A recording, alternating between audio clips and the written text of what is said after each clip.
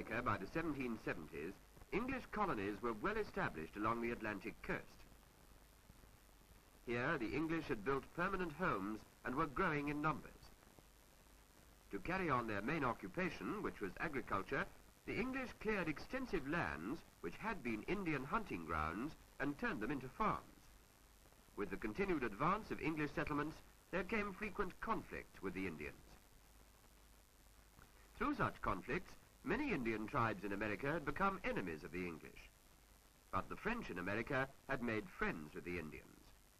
The French were mainly fur traders, their population in America small, their settlements far apart. The Indians lived in pleasant harmony with the French. The French did not destroy Indian hunting grounds, as the English did, or force Indians out of the region. The French claimed a great area of land in North America called New France, although they occupied little of it. The English colonies, lying between the Atlantic coast and the Appalachian Mountains, looked to the land west of the mountains for needed expansion. They had plans for settling the fertile valley of the Ohio River, regardless of French claims to the region, for the English claimed the region themselves. But the French moved first and built forts in key positions above the Ohio. Disturbed by these French fortifications, the governor of Virginia in 1753 sent 21-year-old George Washington of the Virginian militia to urge the French to evacuate the region of the Ohio. But Washington was coldly informed by the French that they would not leave. His protest rejected, Washington returned to Virginia.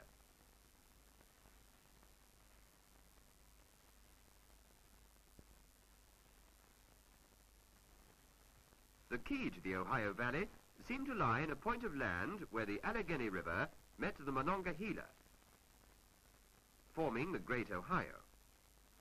Here in 1754, at the headwaters of the Ohio, where Pittsburgh stands today, Virginians attempted to build a fort. But the Virginians were driven off by the French, who built their own fort, Fort Duquesne. Another group of Virginians, including George Washington, on their way to assist the first group, met the French, engaged them in brief combat, then withdrew several miles east of Fort Duquesne. There they hastily erected a palisade fort they named Fort Necessity. Here Washington and his men awaited the inevitable French attack. The French, with Indian allies, attacked on July the 3rd, 1754. So began the French and Indian War.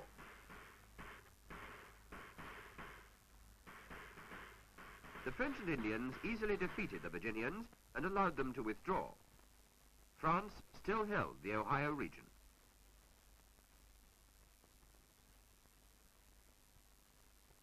In 1754 in Albany, New York, delegates from 7 of the English colonies met to plan a united stand against the French and Indians.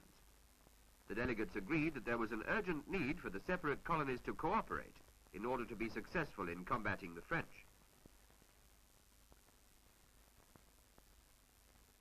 Benjamin Franklin, the delegate for Pennsylvania, knew that no American colony was strong enough to stand alone. He suggested a plan for colonial unity called the Albany Plan. At the meeting, the delegates agreed to Franklin's plan.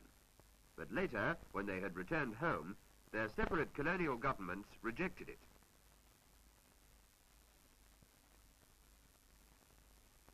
In 1755, England sent 2 regiments of soldiers to America.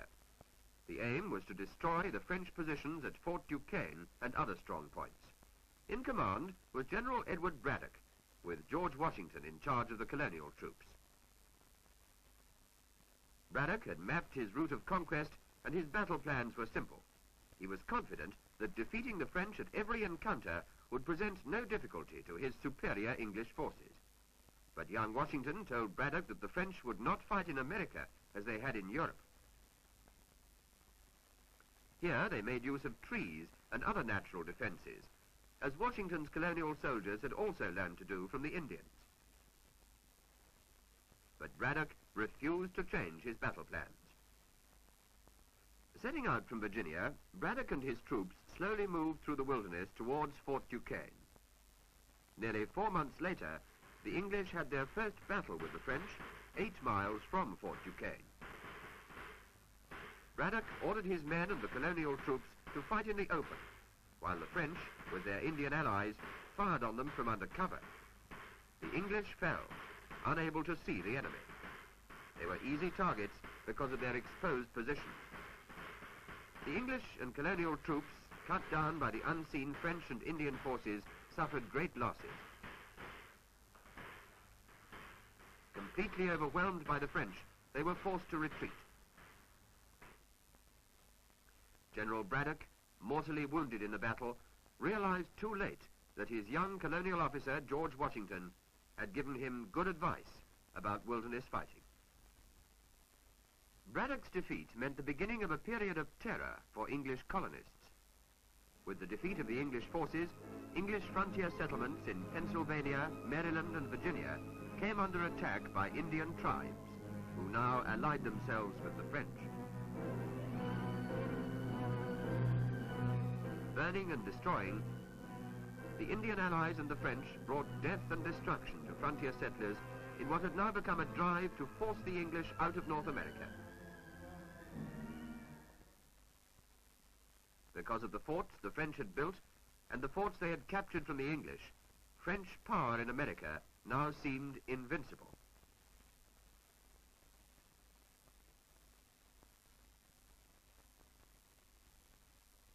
In 1758, William Pitt became Prime Minister of England. He understood fully the importance of the war in America to England's world position. Pitt knew that French forces in America depended on supplies from France. So he set up an English naval blockade to stop the flow of French supplies and reinforcements.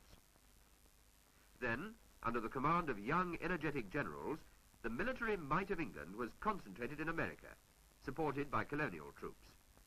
The English had begun their offensive. After a series of spectacular English victories, Fort Niagara, a French stronghold which gave France control of the Great Lakes, was besieged by an English army.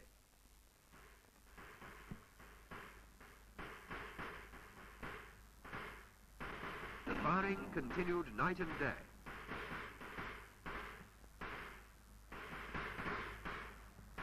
The French made a gallant defense against the attacking English, but the superior forces of the English at last overwhelmed the French and forced them to surrender. Thus, the English had cut the lifeline of supplies to French forts in the west. Within a year, nearly all French strongpoints had fallen to the advancing English forces. At last, the English reached Quebec, the capital of New France. Here, the English General Wolfe faced the French General Montcalm.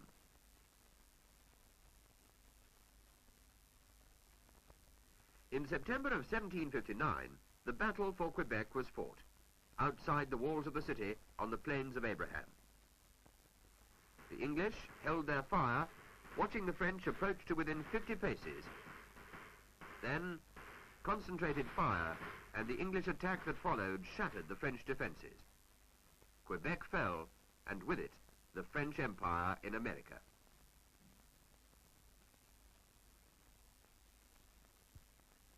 In Paris in 1763, a treaty of peace was signed. France surrendered to England nearly all French possessions in the New World. England had thus become the dominant power in North America. In the English colonies, a young officer, George Washington, had gained valuable experience of leadership that would serve him well in the years to come. Equally important, colonists who had served with the English had also gained valuable battle experience on their home ground.